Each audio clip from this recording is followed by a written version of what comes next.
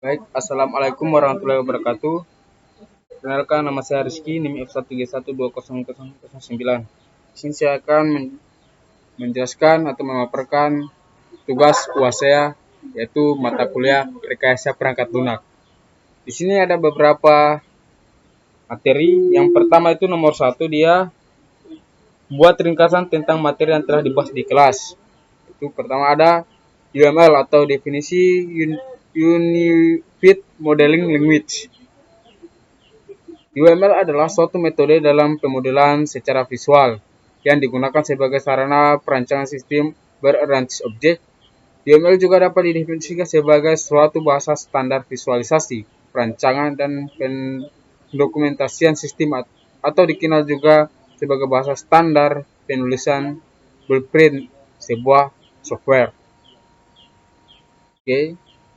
Tujuan dan fungsi UML itu dapat memberikan bahasa pemodelan visual, menyatukan informasi-informasi terbaik yang ada dalam pemodelan, memberikan suatu gambaran model atau sebagai bahasa pemodelan visual, tidak hanya menggambarkan model sistem software saja, namun dapat memodelkan sistem berorientasi objek.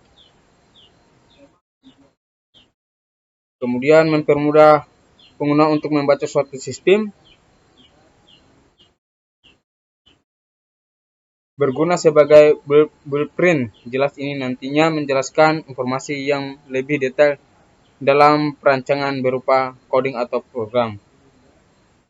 Kemudian langkah-langkah penggunaan UML itu menurut Adi Nugroho terdapat 13 langkah-langkah. Yang pertama, buatlah daftar bisnis proses dari level tinggi untuk mendefinisikan aktivitas dan proses yang mungkin muncul. Petakan use case untuk setiap bisnis proses untuk mendefinisikan dengan tepat fungsional yang harus disediakan oleh sistem. Kemudian perhalus use case diagram dan lengkapi dengan requirement, constraint, dan catatan lainnya. 3. Buatlah deployment diagram secara kasar untuk mendefinisikan arsitektur fisik sistem. Definisikan requirement plan non-fungsional. Berdasarkan use case diagram, mulailah membuat activity diagram. Definisikan objek level atas spesifikasi untuk domain. Buatlah sequence atau collaboration. 7. Buat rancangan user interface. 3. Berdasarkan model-model yang sudah ada, buatlah kelas diagram. Setelah kelas diagram dibuat, kita dapat melihat kemungkinan pengelompokan kelas menjadi komponen-komponen. Karena itu buatlah komponen diagram. Itu perhalus deployment diagram yang sudah dibuat. Mulai membangun sistem, lakukan uji modul dan uji integrasi serta perbaiki model beserta kodenya, dan perangkat lunak siap dirilis. Konsep pemodelan menggunakan UML itu merupakan metode pemodelan berorientasi objek yang berbasis visual. Karenanya pemodelan menggunakan UML merupakan pemodelan objek yang fokusnya pada pendefinisian struktur statis dan model sistem informasi yang dinamis daripada mendefinisikan data dan model proses yang tujuannya adalah pengembangan tradisional. UML menawarkan diagram yang dikelompokkan menjadi 5 perspektif berbeda untuk memodelkan suatu sistem, seperti satu point yang digunakan untuk membangun sebuah rumah. Membangun dasar metodologi UML itu terdiri dari berdasarkan Nugroho itu terdiri sesuatu atau things. Things ini terdiri dari 4, yaitu structural things, behavioral things, grouping things, annotation things. Yang kedua, relasi atau relationship. Itu terdapat 4 juga. Yang pertama, ketergantungan, kemudian asosiasi, ketiga, generalisasi, keempat, realisasi. Jenis UML itu terdiri dari beberapa. Pertama, use case diagram, activity diagram, page diagram, state diagram, sequence diagram, class diagram, communication diagram, composite structure diagram, object diagram, teaming diagram, component diagram, deployment diagram, interface overview diagram. Namun di sini yang saya jelaskan hanya beberapa saja yang dimana menurut saya ini sering digunakan. Pertama, use case diagram. Use case diagram ini adalah suatu jenis dari diagram UML yang menggambarkan hubungan interaksi antar sistem dan aktor. Use case dapat mendeskripsikan tipe interaksi antar si pengguna, sistem, dan sistemnya.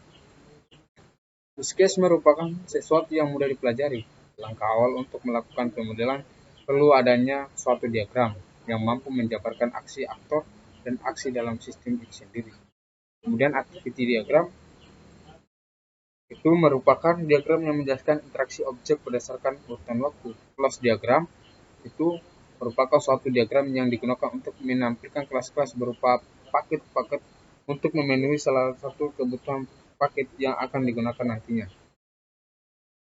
Selanjutnya Agile. Agile itu aplikasi software development adalah sekelompok metode pengembangan perangkat lunak.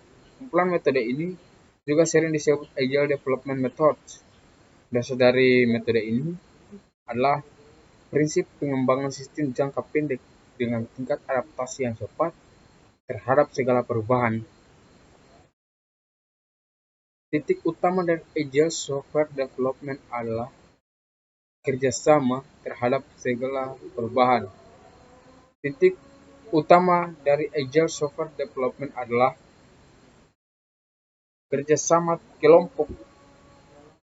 Metode-metode yang bergabung dalam Agile menitikberatkan kolaborasi antar anggota tim Agile. Kemudian tujuan dan manfaat Agile.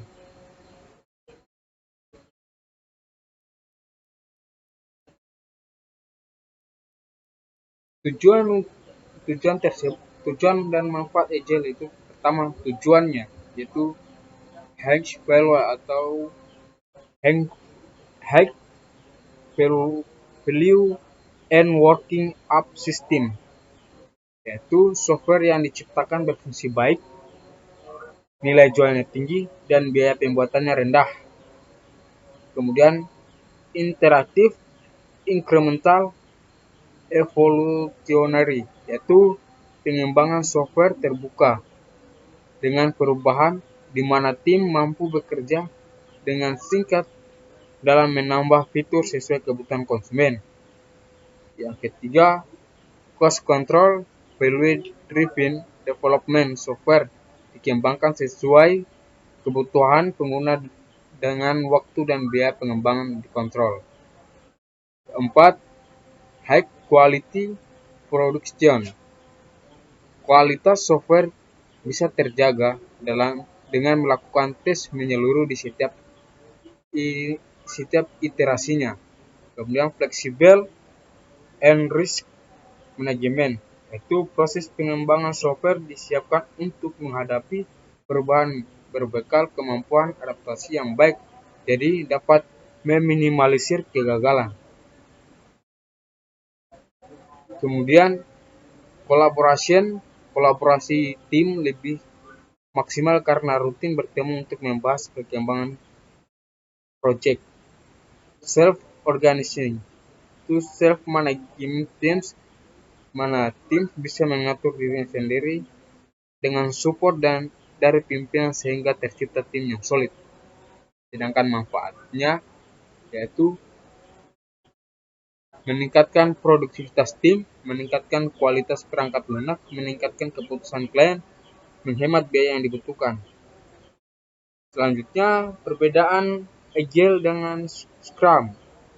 Ketika kita menyebut Agile, banyak orang langsung mengaitkan dengan Scrum. Sebenarnya apa itu Scrum? Scrum adalah salah satu metode yang menggunakan pendekatan Agile. Jadi, Scrum adalah salah satu jenis Agile atau salah satu metode yang berada di bawah naungan Agile.